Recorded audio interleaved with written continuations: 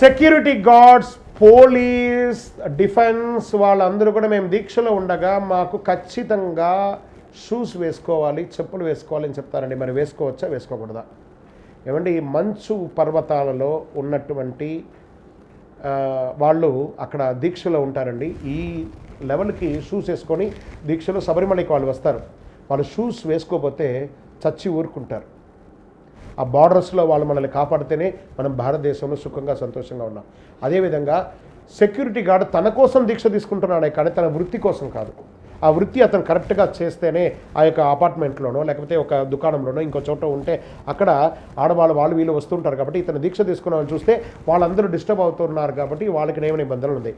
Police డిపార్ట్మెంట్లో కూడా చాలా వరకు ఆ డిసిప్లిన్ అనేది ఉంటుంది. ఖచ్చితంగా వాళ్ళు చేయవలసిన డ్యూటీకి, వాళ్ళు చేస్తున్నటువంటి డ్యూటీకి, అక్కడ ఇలా వెళ్ళాల్సిన ప్రదేశాలకి ఆ యొక్క ఇది ఉంటుంది. పాదరక్షలు షోకు కాదు,